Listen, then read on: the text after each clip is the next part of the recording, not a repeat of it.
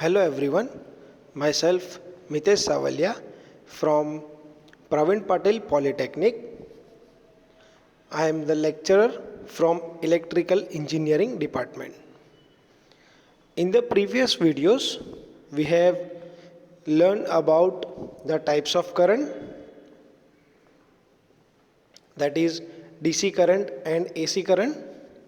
We have also seen the waveform or the representation of AC current as well as DC current, and we have also seen the comparison of AC current as well as DC current. In the previous video, we have also learned about the important definitions like energy, electric power, potential difference, electromotive force, electric current, etc. Now, in this video, we are going to learn the next topic of the chapter 1, that is the source conversion.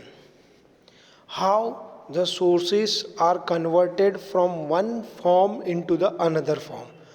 For that, we must know, first of all, there are how many types of sources available. So, for the electrical engineering or for the electrical appliances, basically there are two types of sources available. One source is called as a voltage source, whereas the other source available is current source. So to drive the any electrical circuit, to run the any electrical appliances, we have two input sources, that is voltage source as well as current source. So as you can see, for the source transformation, first of all we need to learn the types of sources. So there are two types of sources available for the electrical input, that is current source as well as voltage source. Now we will see one by one the current source. What is actually the current source is? So the current source is containing current parameter as an input. There are two basic electrical parameters, that is voltage and current. So as it is a current source, so for the input to the network, for the input to the circuit, it provides the current. Whereas the expected internal resistance, that means the source which is delivering the supply, is expected to have internal resistance as infinity, because current always changes in the parallel connection and voltage always changes in the series connection.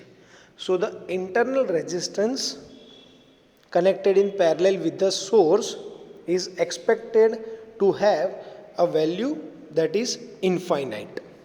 So as you can see from the diagram in the left side, that is mentioned as an ideal current source, it have a source value as a Is, whereas the resistance connected in parallel with the Is, that is Rp, parallel resistance, have a value is equal to infinite. This is expected because the current does not get diverted into the resistance. If we are giving 5 ampere as an input, so we are expected to get 5 ampere into the output.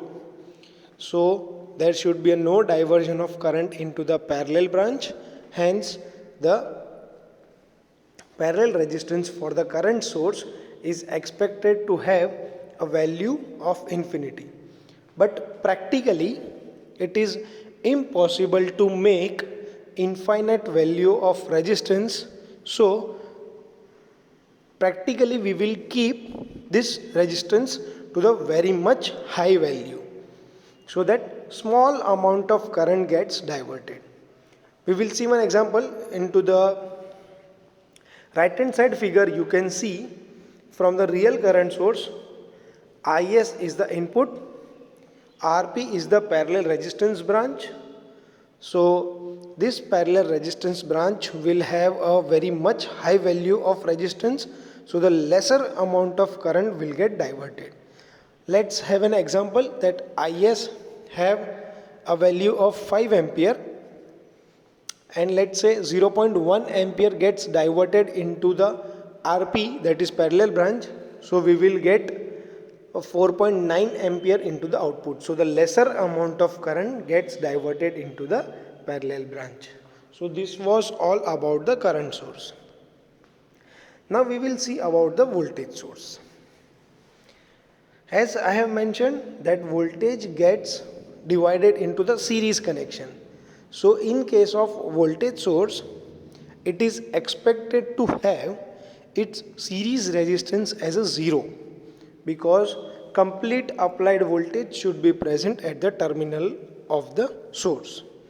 So like example, if we have applied 10 volts, so it is expected to have a complete 10 volts available at the V output terminal, that is indicated by positive and negative. So the internal resistance RS is expected to have a 0 value. So in case of ideal voltage source, it is expected that the series connected resistance to the voltage source is having a 0 value, but practically it is impossible to make a value of resistance 0.